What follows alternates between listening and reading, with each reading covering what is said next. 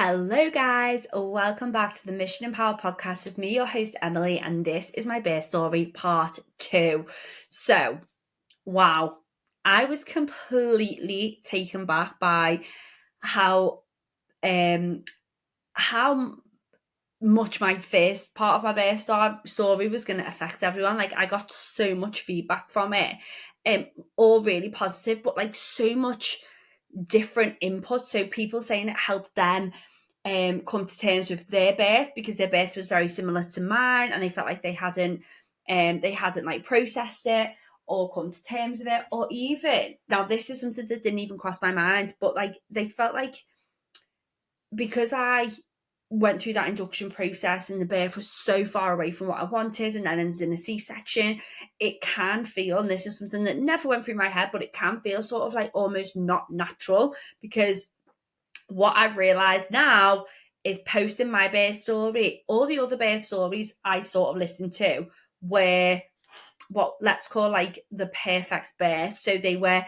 in a bath, or people went into labour spontaneously, their waters broke, then they went into contractions and they had the baby, and everything was quite what we expect of like a natural birth. And the reality is, like, that doesn't happen. Obviously it didn't happen to me, it doesn't happen all that often.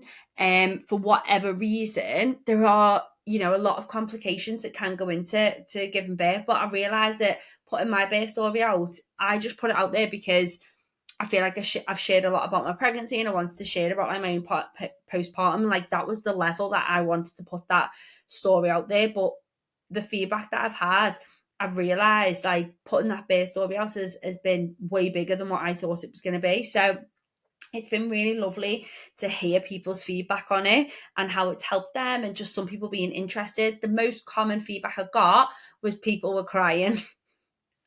So I'm sorry, there won't or there shouldn't be any tears in part 2. So you can put your tissues away. Like, yeah, the first, I think, anything about, obviously it was about Eliza coming into the world, and it was quite traumatic, and then ends in positive. So bit like a film, really, was part 1. Whereas this is going to be more, just a little insight of what's been happening the last month and how I've recovered. But thank you to everyone that listened to part 1 of the birth story. And if you did message me and give me some feedback, honestly, I massively appreciated it.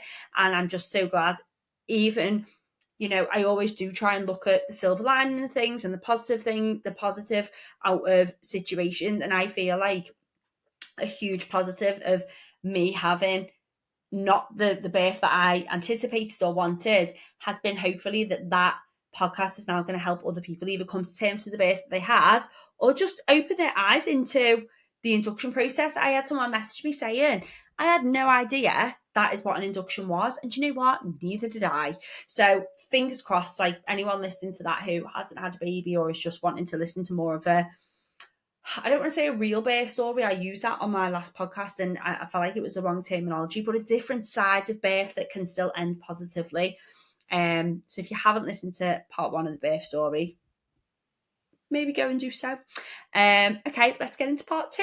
It's good to be back on the podcast as well, and because I do feel like when people listen to the podcast, it's my way of like connecting with people, and I have chats and conversations. So that part is really nice to be back to.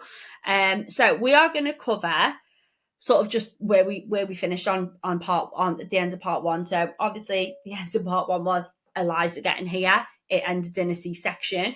So now we're going to go into like my recovery and things I've been doing to help my physical recovery, my mental health recovery, and all of that stuff. So the first thing that we're going to touch on is, first of all, is time. It's the 13th of November. Eliza was born on the 11th of October. One of the biggest things that's helped me recover from a birth is time, like mentally, to process what I've gone through, and physically as well.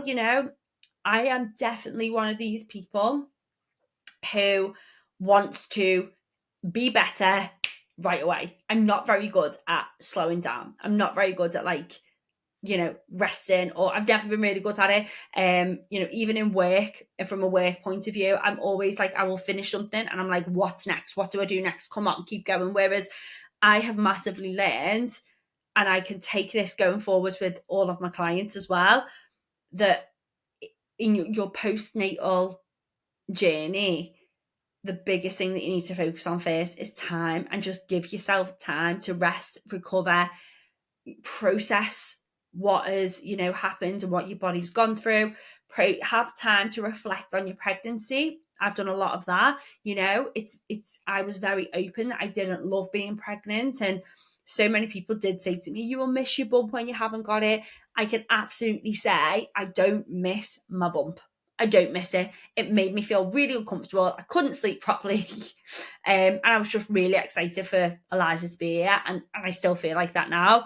And so I guess this is for, reassurance for those of you out there that maybe don't miss being pregnant and have some guilt around that. Like, you don't need to. It doesn't mean you are a bad mom or don't deserve to be pregnant, because you don't have to love being pregnant. It's fine. It's hard, mentally hard, physically hard. And just like every birth is different, every pregnancy is different as well. And I do actually feel like if I choose to have another baby, I think I'll feel different again about that pregnancy, but who knows? We're totally not on next pregnancy yet. So yeah, giving it time. I've had time to reflect on being pregnant, time to reflect on my birth, and time to just chill. I am getting itchy feet now. So I've jumped the gun. Right, we'll get back to that bit. So let's go back to where we finished. So time. That's like my overall postpartum that I've been focusing on, is give myself time. But from a physical point of view, then C-section, hospital. I've got my notes so I don't go off piste. So first of all, I come around after the C-section. You are, drugged up. Like, you've still got anesthetic, so you can't feel your legs, you can't feel your feet, but that wears off quite quickly, and I was really surprised about that.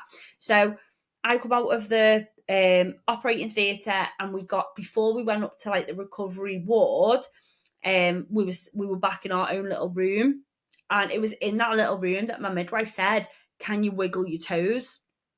And I thought, surely not yet. Surely that hasn't worn off. And I was able to move my toes, and I was like, oh crap, like I'm going to be in mass amount of pain. But I wasn't. I literally do not remember being in pain in the hospital. We'll talk about getting to pain in a minute. But I remember thinking, oh my God, this is great. Like, I couldn't move my legs, but I wasn't in pain. I was able to just enjoy becoming a mum and holding Eliza, and and having that time without being conscious of, oh my God, I've just gone through a cesarean, I'm in so much pain. Like, I just didn't have it. And again, for me, prior to our birth story, I was very fixated on being at home, and having this home vaginal birth that way. And so I didn't really think about C-sections and what would come after it.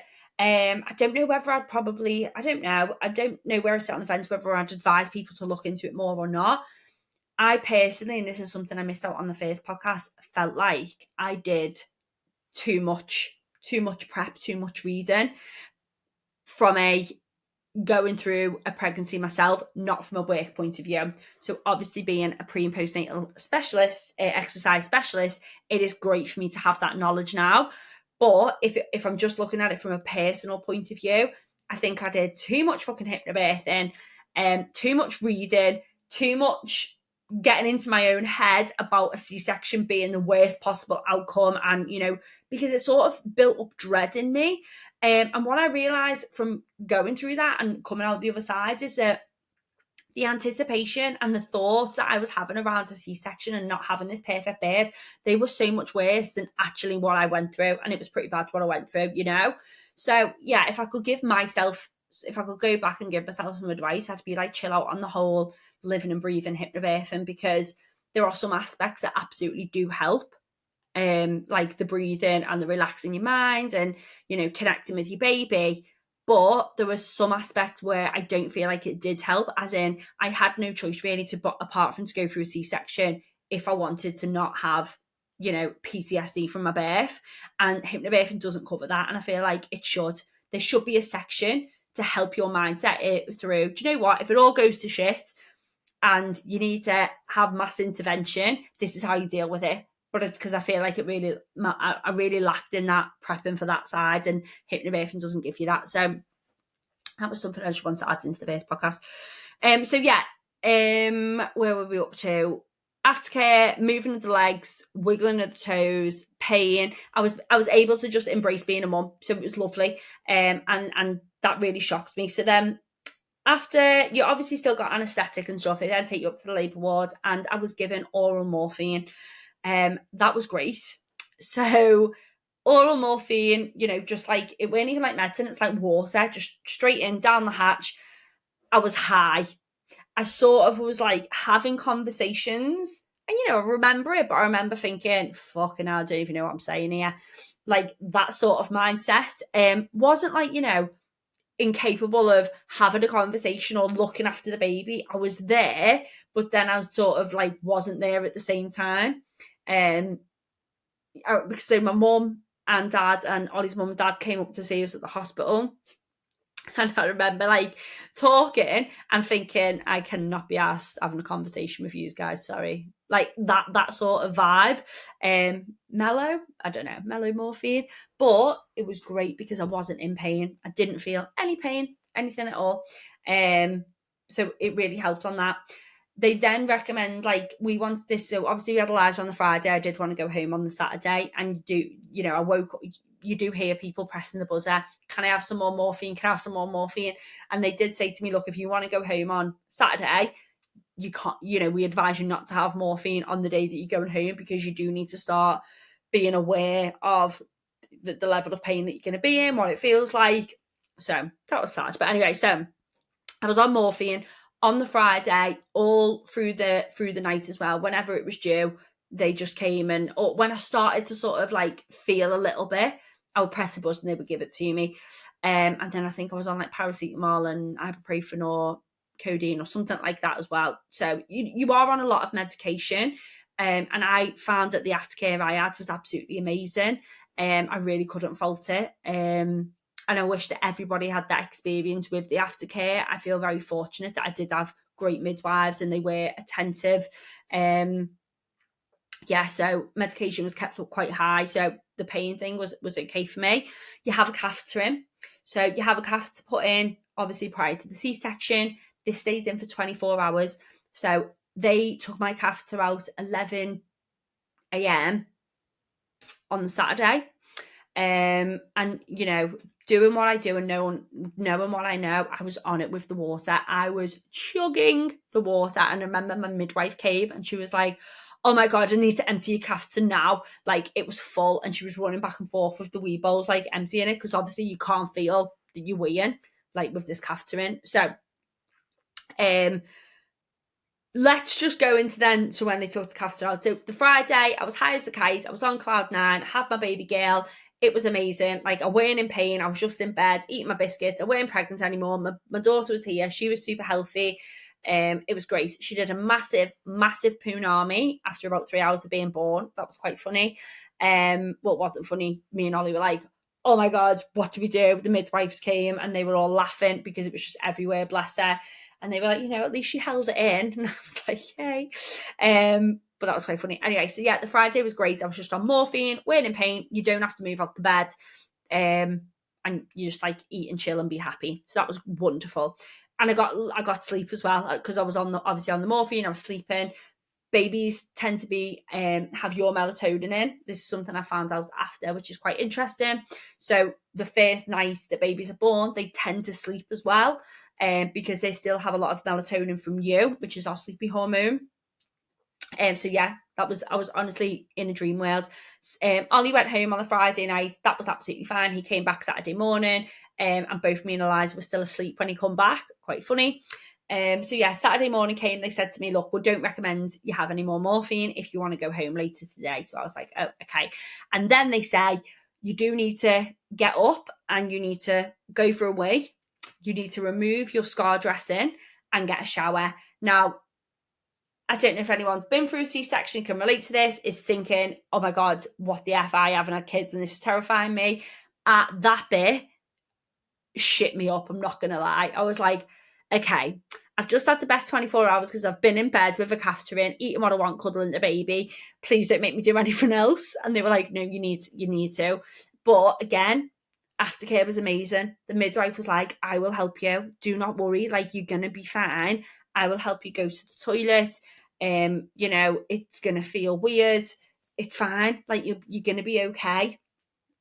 So it is that, again, I'm not even going to lie, you know, it was a little bit traumatic getting up out of bed. You're not pregnant anymore. You've had major abdominal surgery. Again, it wasn't painful. It was more just like, I'm a bit of a fanny when I've got an injury. Like, you know, if like someone says like your arms hurt, like I won't move it. I'm like, oh, I won't like push it to the boundaries or anything like that. So I was literally shuffling to this toilet thinking, oh, I don't want, you know, my fanny to fall out. I'm just, yeah, definitely more mindset being over. I was definitely like over cautious. Anyway, so you go for a wee, they give you this bowl that you've got to measure how much you weigh or something like that.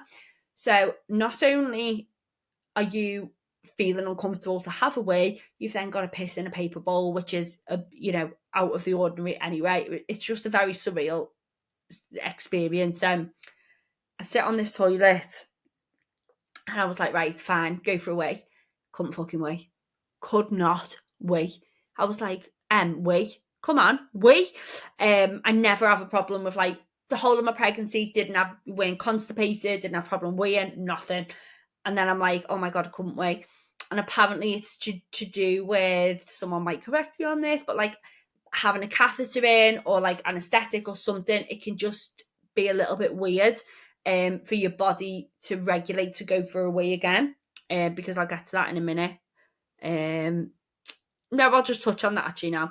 So I found that it didn't just happen in the hospital. It was for probably about a week after I was having to go to the toilet without the feeling of needing a wee. I was just like, I need to just go and make sure I'm emptying my bladder. Luckily, I've got Estelle who's been on loads of my podcast in pelvic health video. She was on my WhatsApp and I was messaging her like, am I okay? What should I do? And she basically said, yeah, it was something to do with the catheter or anesthetic or something like that. Your body is just a bit like, your bladder can be like a little bit in shock. So you just need to like train it to go back to normal. So, and I had that. Not everyone experiences that, but I do. So yeah, going for a wee took me about 15 minutes the first time after a C-section. And I got out, you know, the tiniest bit of wee. And then I was like, okay, I've done it. Showed the woman. She was like, yeah, great, we can take that off. You now need to go and get a shower and take your bandage off. And I was like, no, I am not mentally prepared to do that. This is about 12 o'clock in the day. And I was like, I'm not mentally prepared to do it. So I then went back into bed and stayed there till like 5 o'clock. And Ollie was like, we need to go home. And I was like, I know, but I really don't want to get a shower and take my bandage off. Now, I don't know whether they can really make you stay in hospital, but they were just very much like, we need to see your scar before you go. And I was just like, okay. And I wanted to go down that route. So I knew I'd rather have my scar checked in hospital rather than come home. But I have spoken to some friends who went through a C-section and they didn't have to take their dressing off. So I don't know. But yeah, so the shower situation, again, I was like, bear in mind, you still look pregnant after you've had C-section, after you have a baby. You look pregnant for, it can be up to like 6 weeks till your uterus contracts down, you know. So number one, you still look very pregnant. Number two, you're like the fucking hunchback of Notre Dame because you've had major abdominal surgery. You don't want to stand up straight in case like you pop this scar, or if you're like me, just overcautious. And then they're telling you you've got to rip this massive plaster off. Well, I was, you know, still probably quite high off like the morphine and the drugs that I've been on.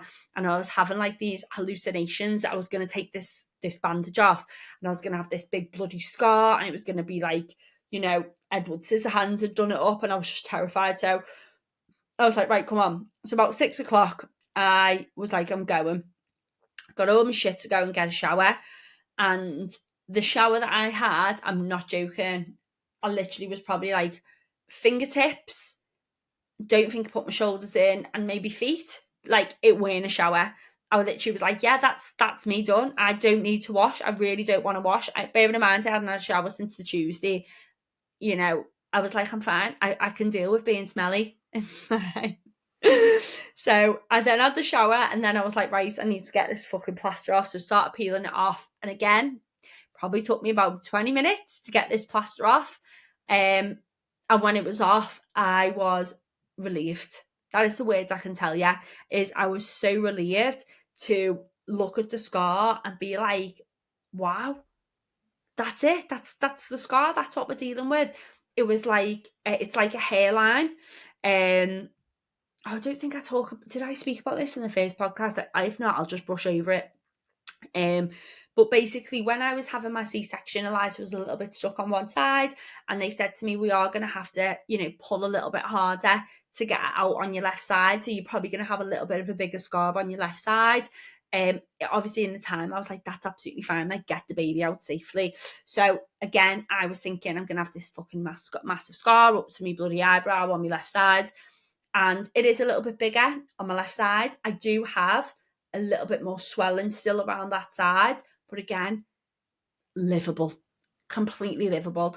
And I am going to be dead open and say one of the main reasons I didn't want to have a C-section was the scar.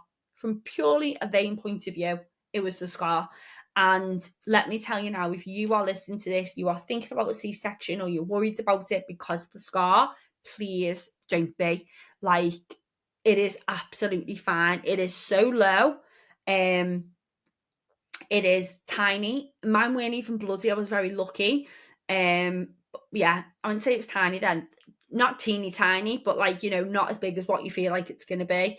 And I've seen loads of my friends who've had C-sections and recovered, and you can barely see them. So fingers crossed. I can't say that for me. Obviously, I'm only 4 and a bit weeks postpartum, but it is healing really well. And I'm really happy with it. So yeah, I felt massively relieved because that was something I was panicking about. So that was good for me. I got that off and was like, okay, great, I can deal with that. And I remember I came out and showed the doctor, and I was like, okay, can I have some more, new dressing then to put on it? And she was like, oh no, you didn't put any dressing on it. I was like, what? I just leave it? And she was like, yeah, that's like, they are so blasé. And like, makes me laugh now thinking about it. But they're so blasé. They're like, yeah, just let some air go to it, keep it clean. It'll heal fine. So yeah, and it has. Right, God, I need to hurry up because we're still in the hospital. Right, so first week done, shower done, scar done. All that was fine. We then got to come home, which was great. So we got everything sorted, and we got home about 9 o'clock on the Saturday night, and just went to bed. That was it, obviously.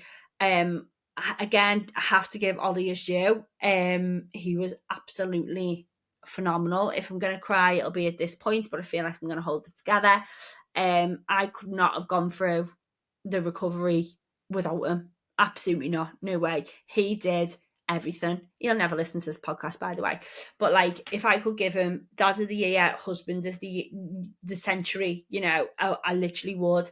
He not only looked after me, but he looked after Eliza. When we come home, he did everything. So I feel very, very, very lucky, because I know people, number one, some people don't have partners, and like absolute in awe of people who do C-section recovery on their own. I don't even know how you do it. And unfortunately, I know some people don't have very supportive partners. And again, I can only speak from my experience, right? But I do feel like I don't know what I don't know what I would have done if I didn't have Ollie, like hands down. So he made sure he was doing all my timings for my drugs for me. Because that was one piece of advice that we got, is like, don't be a hero. Don't try and let your drugs wear off. Like, stay on it with them. So he was timing them for me. He was looking after Eliza, because obviously the more rest that you can do, the better. Like, you can't bend over and pick them up. Again, I chose to bottle feed before having a C-section. That was our choice. That's what we wanted to do. My heart and just strength and admiration goes out to anyone who's breastfeeding after a C-section. Loads of my friends did, but again, I can imagine that can be quite tough on your body. So yeah, Ollie was amazing. He looked after me, made sure I was fed, watered, all of that jazz. Looked after Eliza, changed her. We were doing, feeding her. I could feed her as well, because obviously it was on the bottle, so that was fine. We had loads of cuddles, but yeah, he was fucking out of this world, unbelievable. So he did a lot for us. But it pretty much was bed rest. It is mad, isn't it, what they say? Like, it becomes a bit of a blur. But yeah, like, definitely the first week, I did I go for a walk? Probably would have gone for a walk maybe Oh yeah, I did. So maybe like day 5. So I actually didn't leave the house for like 4 or 5 days. And I made sure I got up and I was having showers and going for wees. That's about it. I stayed in bed. That's it. And again, because obviously I was in bed, I was researching a lot about this, and there's the 5-5-5 rule, which is 5 days in the bed, 5 days round the bed. 5 days in the bed, 5 days on the bed, 5 days round the bed. Apparently, it's a thing. So I just stayed in bed for 5 days. And then I remember the first walk was literally about 200 yards away from my house. Turn around, walk back. And did that maybe a couple of times. But yeah, I've just massively, massively taken it slow on the whole walk and recovering thing. There is something that I didn't know post C-section, is that you have to inject blood thinners. And that was a bit of a shock before we left the hospital, is that they were like, yeah, so you have this injection, put it in your thigh, put it in your belly, and you do this for 10 days. And I was like, what? So not only have I been through that traumatic birth, I had a C-section, now I need to fucking go home and inject myself. And they were like, yeah. So apparently it's to do with recovering, because you are quite immobile, you've had major surgery, you can be prone to clotting. So I was like, oh my God, this is going to be horrendous. Again, it wasn't. It really wasn't. You get into the habit, you do it at the same time. I did mine before my tea, bit like habit stacking. I was like, right, I'll do my injection, I get to eat my tea. So yeah, you do have to inject yourself for 10 days. And I just did mine in my belly. Didn't get Ollie to do it for me. I think that would be even worse, but you can get a partner to do it. I just did it myself. And that was something I had no idea about, and I think people should be aware about. Right, yeah, painkillers, bed rest. Ollie was amazing. Getting up and down is, I'm not even going to lie, I find it still not 100% now. Again, remember what I said at the beginning of this episode, I am quite an overcautious person. And I'll give you a bit of an example of why. So getting up and down, getting in and out of bed is what I found like you'd have to like mentally prepare yourself for it. Because you have to like roll and then use your arms to get up, and oh yeah, it's just it's it takes, you're not hopping in and out of bed, right? And I definitely think, give yourself minimum of like 2 weeks of not being like that, not hopping, because I'm definitely not hopping now, but the getting in and out of bed thing and moving, I felt like I was really overcautious for like 2 weeks. Anyway, 3-week mark, I was starting to feel a little bit better. This is a prime example of too much too soon. So we went on a walk with the baby. It was a little bit hilly. It was like a walk around Peckforton Castle, around there. A little bit hilly, absolutely fine doing it, didn't struggle doing it. Then came home and like I sort of sat, I think I went to like sit on Ollie's knee or something to give him a hug. And as I twisted, I was like, oh my God, what the fuck? Like I felt something pull. And I was like, I've burst my stitches. Oh my God. I went to bed. I was hyperventilating. I was like hysterically crying. I didn't even cry that much when I was like in the hospital. But I was like, oh my God, oh my God, oh my God. I was just convinced that I'd popped this stitch. And I think obviously pairing that with like sleep deprivation as well. And then I was thinking, I can't look after the baby. Oh my God, I got myself into such an absolute catastrophizing tears about it. Ollie had to stay with me. This is pathetic, by the way. Stroking my head while I was saying I've popped my stitches, like I can't look after the baby. The baby was next to me. She's sound asleep in her next to me crib. I literally was like lying on my back, like crying, thinking I need to go to hospital. I'm gonna have to have major surgery again. Long story short, I rang 111 the next day, explained the situation to them. It was like just like a pulling sensation around my scar on my right side. Wasn't there all the time. It's just like when I did some certain moves. They got me in the doctors. The doctors were like, there's nothing wrong with you. You haven't pulled a stitch. You've got no internal bleeding. You have probably just pulled a muscle because you're not used to it. Your body's not used to moving it.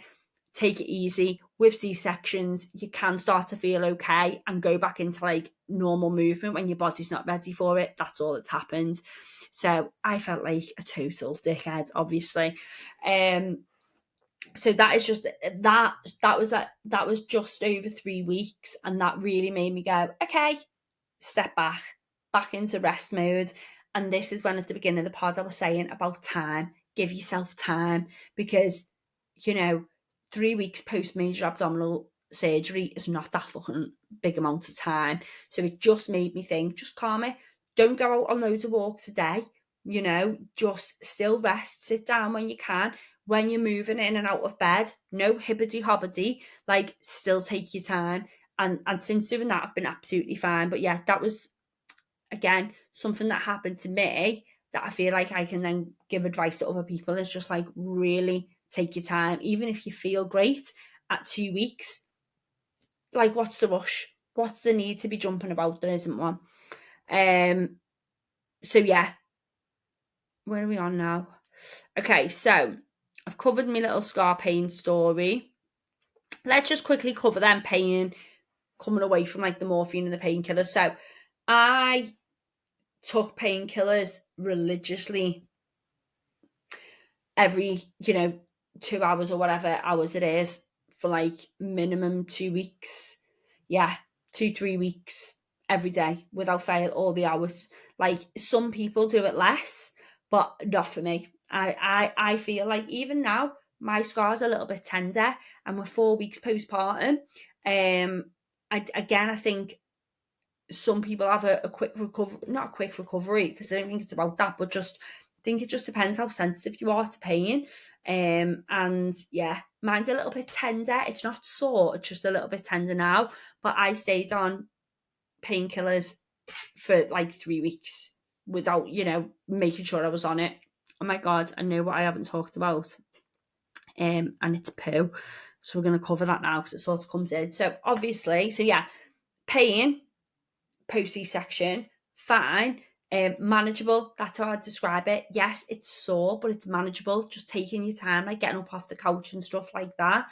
It's fine, and you manage it with painkillers. Obviously, the flip side of painkillers is the effect that it has on your digestive system. It clogs you up, okay? Also, with a C-section, I don't know again whether it's to do with like the anaesthetic or whatever, but that clogs you up as well. And mentally, you've had major abdominal surgery. What you're thinking about, actually, when I have a poo here, what's that going to feel like? What's that going to look like? So I did not go for a poo-poo number 2. I think it was about 6 or 7 days after. Now, I'm a regular one a day girl, So for me, I was thinking, oh my God, like, what is this going to be like? This is going to be horrendous. And I was they tell you to take stool softeners as well. I was chinning them after every meal from day one, and nothing was happening.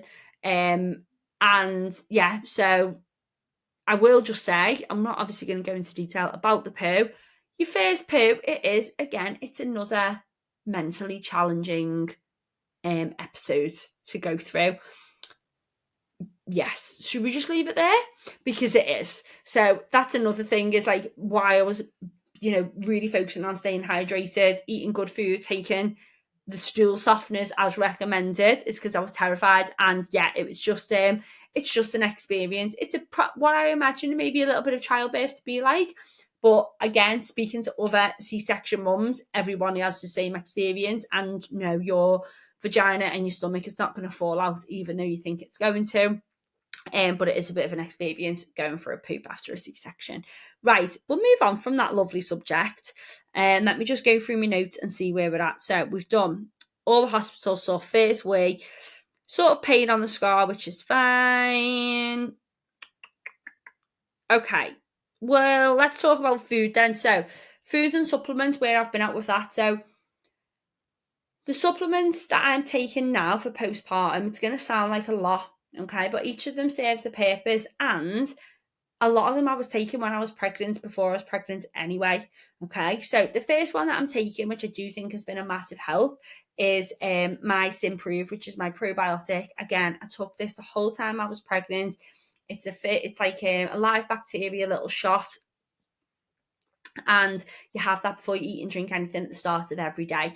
So I've made sure I've been on that, because again, having good bacteria in your stomach is really good for recovery, really good for immune system, and overall health. So you can take it, this is something you can be taking anyway, or postpartum. You can see why I was taking it to promote immune system and recovery.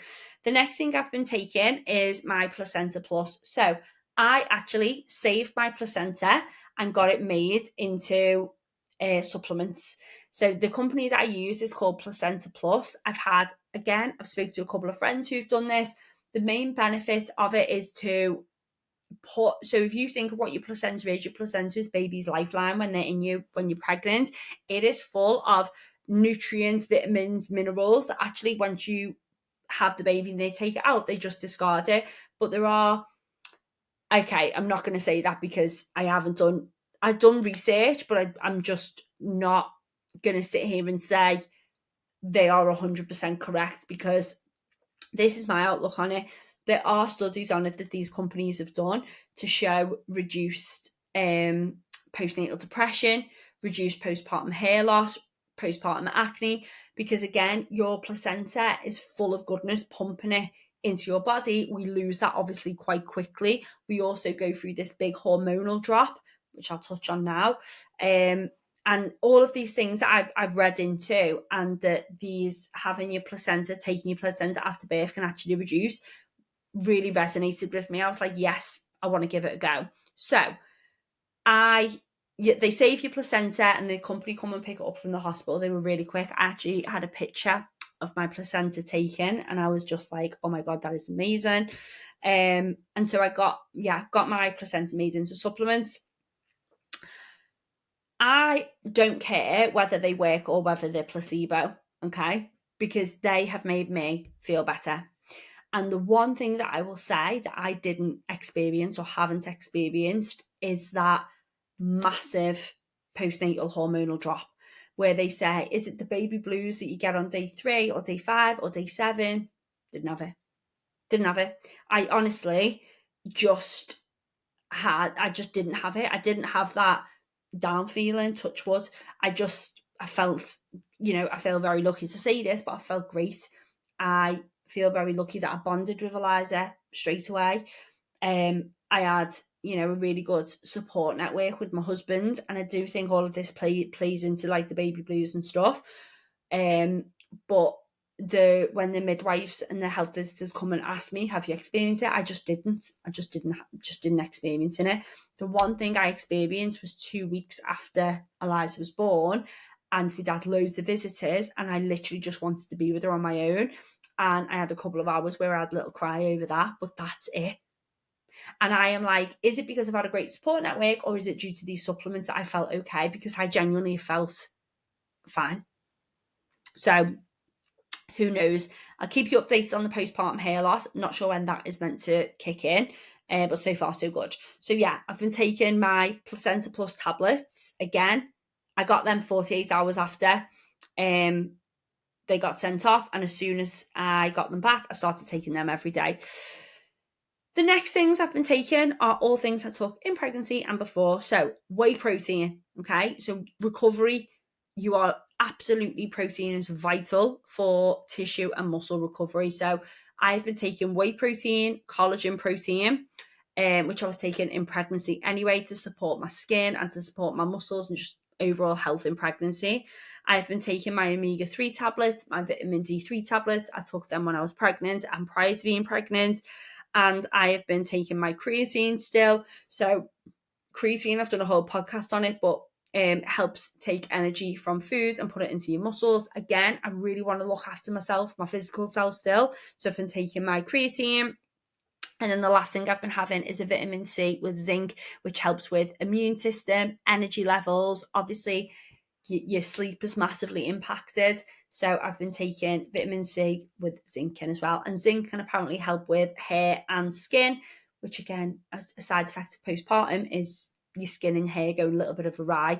So I've been taking them daily. And someone asked me, when did you start taking them? The next day, like on it straight, first thing in the morning, with my breakfast. So you should always take, unless stated I recommend to always take supplements with food because it helps your body to absorb it into your system better. Not on an empty stomach, it can make you feel dodgy.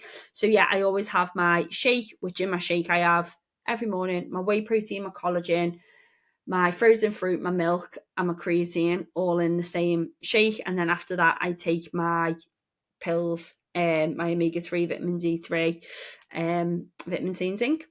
So they are my supplements. Sleep, a little bit on sleep. So sleep has been fine. I was fully expecting, sleep deprivation, baby to be crying, waking up all the time. We have been blessed so far with a really good baby, and she does sleep and she's quite chilled. She's a little noisy sleeper with the little grunts and her squeals and stuff, but I can't complain. We are up in the night, but it's to be expected. And my aim is to get 4 hours sleeping a night in one block. Some days it happens, some days it doesn't. But getting 4 hours sleeping does help your body go through your REM sleep, your deep sleep. So it's like when we have 8 hours, we go through 2 4-hour blocks. You don't just sleep solidly for 8 hours.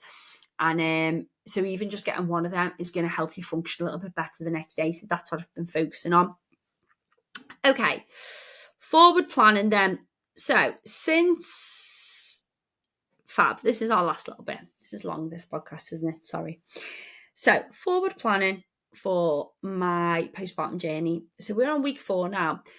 Like I said before, weeks 0 to 2, I was making sure I was fed.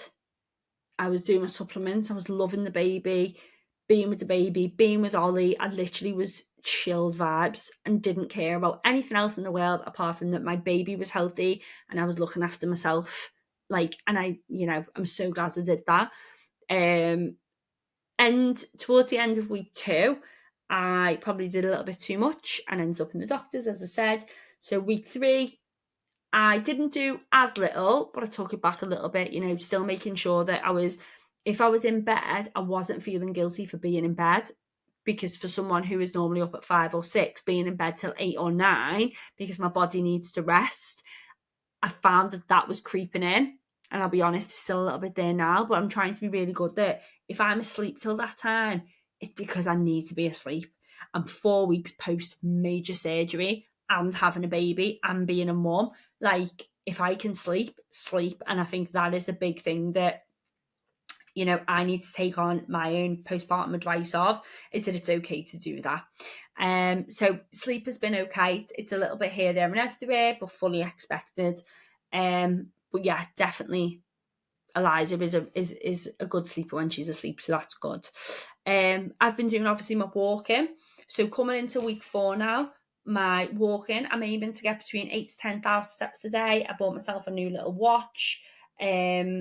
Although I do think it's a little bit, I do look at it and think I don't feel like I've done that many steps, but if the watch says so, that's what we're going with. But yeah, so 8 to 10,000 steps, but prior to that, it was literally, and still is now, get out for fresh air. Me, the dog, and the baby every day do a walk to get some fresh air in. That's been one of my things. I've also been doing my breathing. So again, I thought I would do this sooner, but I didn't. It actually started intermittently at like week 2, week 3, and then week 4, I've been on it every day now, making sure I am doing it. So I'm doing my connection breath, making sure that, I'm doing my deep breathing, I'm doing my pelvic floor exercises. I'm doing a little bit of core rehab and stretching as well, just getting my body back to being mobile, because again, then first postpartum, you're in bed, you are walking around like the hunchback, either holding the baby up because you don't want to hurt your scar. And I was really starting to get like a sore upper back. So yeah, I am making sure that I'm moving as much as I can in the day and just doing some stretches and just what feels good, really. I will not be going back to training anytime soon. That's the bottom line. Like, there'll be no gym for a good another few weeks anyway. Probably December. Yeah, maybe December. We'll see. And I'm just going to see how I feel. If I don't feel like I'm in a good position to go, it will just be steps and food. Oh, I haven't covered food. I'll quickly touch on that. It'll just be steps and food. But yeah, there's no rush for me to get back. It will, as much as I want to get back for myself because I've got itchy feet, I am way cleverer, even though clever is not a word. I am much more in the know to know that it is so much better to recover longer and get back to it, because there are so many people who don't recover fully, go back to the gym and set themselves at square one. I would not be one of them people. Okay, so food then. I've just gone back to eating food for good fuel. So veggies, fibre, vitamins, minerals, aiming to have protein at every meal. I'm not tracking calories. I'm not tracking calories religiously. I have been doing it a little bit just to make sure, just to see where my meals are at, but that's it really. You know, I've obviously worked with nutrition for such a long time. I can build a pretty good meal, aiming for like 2 or 3 veg per meal, make sure I'm getting enough protein in. But also still, if I want to tea and a biscuit and watch Downton Abbey while cuddling the baby, this is the time to do it. So yeah, but I'm definitely trying to lean more into the better foods because I know that they will make me feel better. So yeah, that's where we're at with food. And then, is that everything? There was something else I was going to touch on. Oh, and I'm going to fume that I haven't done it in the podcast. Maybe sort of like what my forward plan is, what I've just put here. So my forward plan is to recover 100%. And that is going to be a bit of a battle with my mindset more than anything, because I know that even now I feel so much better, and I am definitely the type of person that wants to run before I walk. But I know that in the long term that will not pay off for me. So even when I do go back to training, go back to CrossFit, I am going to go with baseline. I'm going to start from the bottom and work my way up. And I know that I feel like I've had a good recovery, and I do put that down to having a good pregnancy. Like, I didn't press the fucking button in pregnancy. I trained, I walked, I ate well.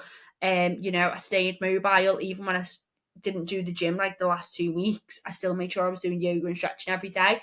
And I do feel like being 4 weeks postpartum, I feel like, myself,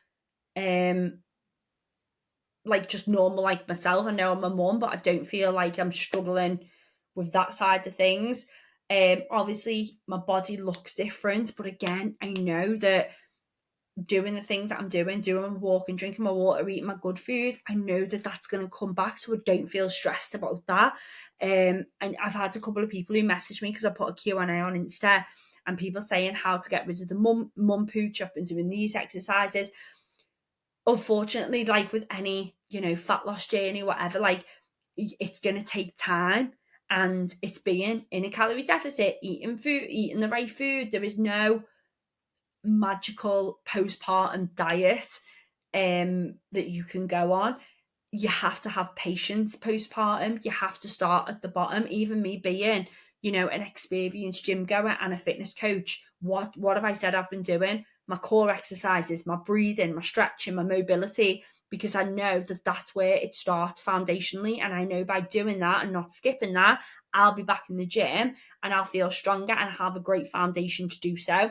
So that is my forwards plan, is to keep showing up every day now, doing my core rehab, my breathing, my pelvic floor, my mobility, going to see a pelvic health physio. I'm booked in for that in January, so that'll be sort of 12 weeks, because obviously C-section recovery isn't as quick as a vaginal birth. And just listen to my body. Like, my body now is saying I'm ready to do a little bit more, so that means I'm doing a little bit more mobility, I'm doing a little bit more stretching, doing a little bit more walking. But I'm giving myself time and patience and really trying not to be hard to myself. Of course, it is difficult to look in the mirror and see extra weight on my legs, on my hips, where I'm not used to having it. But I am just a bit like, you know what? It's fine, because this is just momentarily, and the things that I do now will get me back to not even where I was, because it's not about that. It's just will take me to where I want to be, which is comfortable in my own body again, strong, fit, healthy. And because I'm doing the habits that I know will get me there, I do feel okay with that. I feel okay with what I look like now, and how I feel now is okay, because it got me through pregnancy, it got me through birth. But the habits have changed, so therefore I know that eventually my body's going to catch up as well. And just I'm really proud of myself for having that peace of mind, because yes, one of my worries getting pregnant earlier this year was, oh my God, my whole body's going to change, and that was stressing me out. Whereas I feel like postpartum, my body took me through a really good pregnancy. My body is recovering from getting my little girl here safely. And it is true. Like, we should, if you are, a mom and you've been through whatever birth you've been through, be proud that your body has successfully got you through that, rather than tearing it apart straight away, thinking, hate this, hate that. Yeah. Be like, I'm not going to say I don't have moments where I'm like, oh my God, that my fucking jeans, I'm never getting in them again. I do. I'm a woman, but I'm finding it quite easy to go, come on, snap out of it. Right. So yeah, my forward plan is to recover, ideally get back into the gym to build up and start building up in like December time. So still November to get back there. December, I'm going to start introducing little things. And yeah, like I said, my plan is, I don't have a huge extravagant plan. I want to be a fit, strong, healthy mom, and I want to be a fit, strong, healthy woman. I want to have that little bit of me back, because a healthy me and a happy me means healthy mom, happy mom, wife, all of that jazz. So yeah, that is my plan.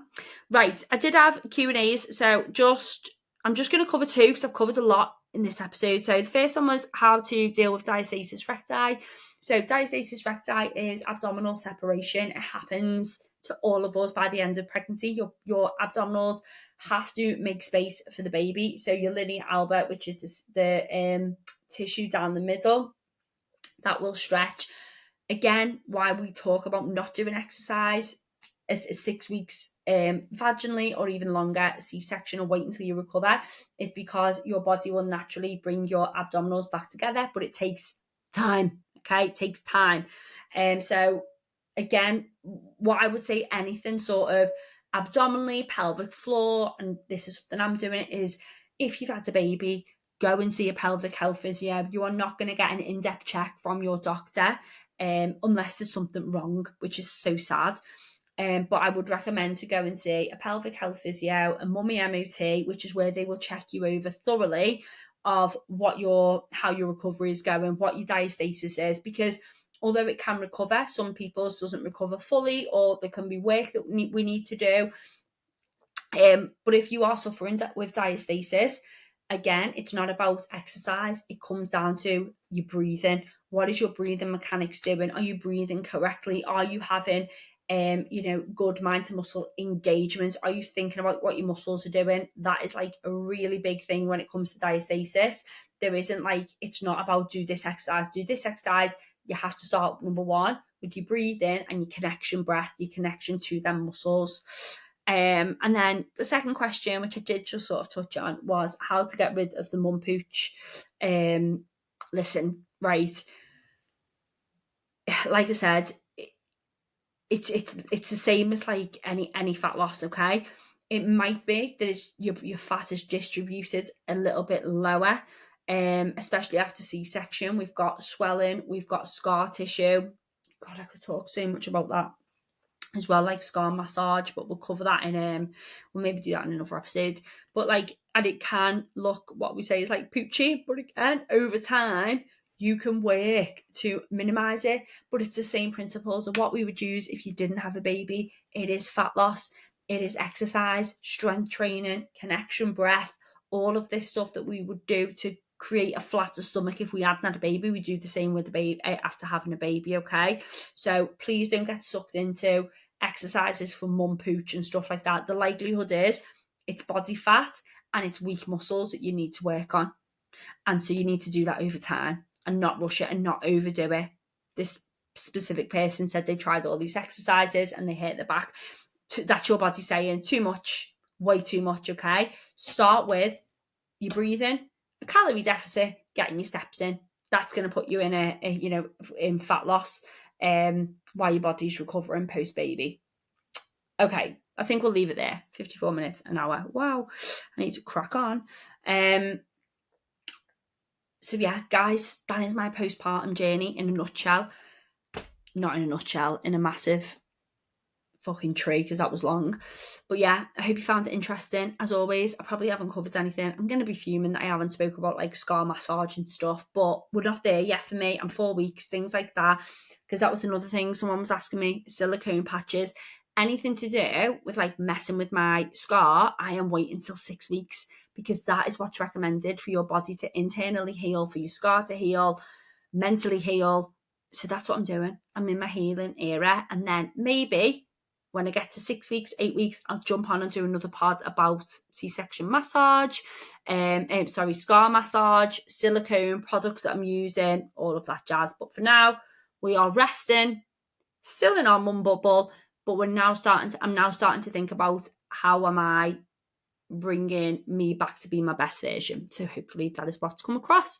Okay, right. I will see you next week. And I think I'm talking about social occasions next week. We're going to bring it back away from pregnancy stuff, back into empowered fitness stuff. Okay, waffling. Love you. Bye. Thanks for listening. See you next time.